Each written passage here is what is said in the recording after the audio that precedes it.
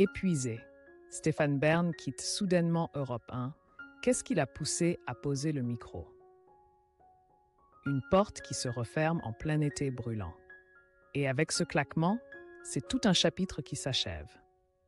Dans son édition du 7 juillet, Le Parisien a révélé un nouveau tournant dans la carrière de Stéphane Bern, celui que l'on surnomme le chevalier du patrimoine en France.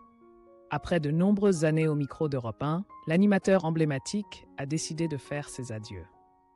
La raison, ni scandale, ni querelle interne, mais une vérité simple, presque désarmante. Je suis épuisé. Inutile de longs discours pour présenter Stéphane Bern.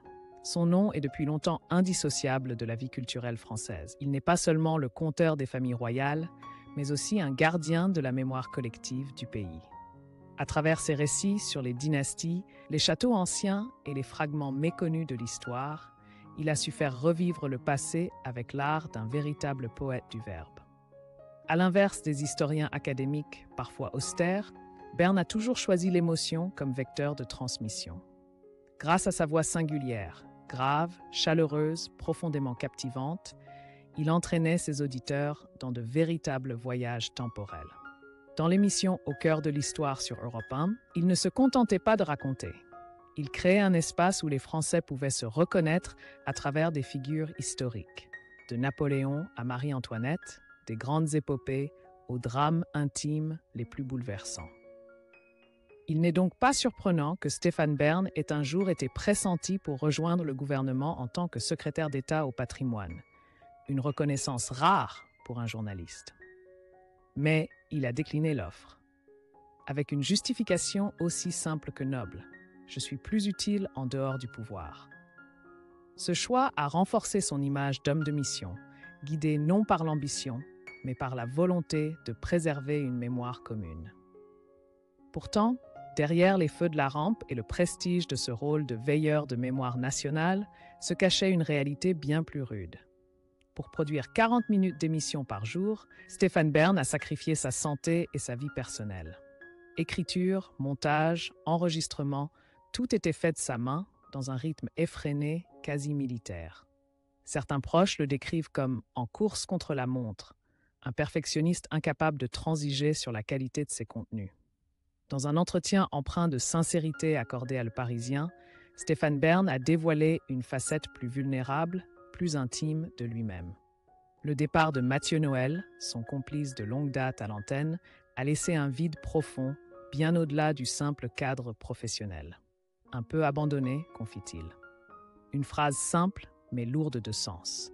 Au lieu de se plaindre ou de se replier, Stéphane Bern a réagi comme le ferait tout perfectionniste, en redoublant d'efforts. Il s'est jeté corps et âme dans Au cœur de l'histoire, y consacrant plus d'énergie, plus de passion encore, pour maintenir, voire dépasser, le niveau d'exigence qu'il s'était imposé. Mais cette intensité, poursuivie sans relâche, a fini par le consumer. J'écris et j'enregistre 40 minutes chaque jour. Il ne me reste pas une seconde pour respirer. Ce n'est pas qu'un chiffre. C'est un signal d'alarme envoyé par un corps à bout de souffle et par une âme usée par des années de dévouement sans jamais s'autoriser à lever le pied. Car Stéphane Bern ne s'est pas limité à la radio.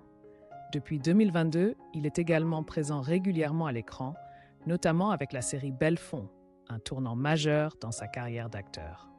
Mais derrière chaque épisode diffusé se cachent 2 mois de tournage intensif, des journées sans fin et des déplacements incessants entre les lieux de tournage. Une fois additionné, tournage, écriture de scénario, enregistrement, post-production, il n'est pas étonnant que l'homme ait fini par frôler l'épuisement. Pris dans l'élan de sa réussite et le poids de sa propre exigence, Bern s'est retrouvé piégé dans le tourbillon de son idéal. Et peut-être que ce choix de lâcher prise sur certaines responsabilités n'est pas le signe d'un simple coup de fatigue, mais bien un acte de lucidité, un geste de préservation, avant qu'il ne soit trop tard. Bien qu'il se retire à un moment où sa carrière est au sommet, Stéphane Bern affirme entretenir de très bonnes relations avec la direction d'Europe 1 et précise que le propriétaire Vincent Bolloré a compris et accepté sa décision. Ce départ n'a rien d'un drame, c'est un recul salutaire pour se préserver. Mais le répit sera de courte durée. Dès septembre, Bern reviendra à l'antenne avec une nouvelle chronique, brève mais percutante, diffusée avant le journal de 8h sur 44 Matins, chaîne du groupe Ici. Une pastille qui mêlera humour, surprise et rigueur de l'information dans le plus pur style Bern. C'est un retour au public, mais sous une autre forme.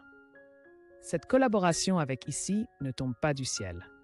Bern confie avoir toujours reçu des sollicitations chaleureuses des rédactions locales et qu'il attache une grande valeur à ces liens durables. Lors de l'entretien, il laisse aussi entrevoir une grande nouvelle venant de Delphine Ernotte, présidente de France Télévisions, qui sera dévoilée dans les heures à venir. Ce retrait d'Europe 1 n'est qu'un silence nécessaire dans la symphonie trépidante de Stéphane Bern. Il ne disparaît pas. Il se déplace pour mieux se réinventer, comme le font tous les grands conteurs au terme de chaque long voyage. Et si chaque porte qui se ferme en ouvre une autre, les fidèles de Bern peuvent être certains d'une chose. Le prochain chapitre s'annonce riche en surprises. Restez à l'écoute pour ne pas manquer le cadeau que France Télévisions s'apprête à offrir à Stéphane Bern et, à travers lui, à tous ses spectateurs fidèles.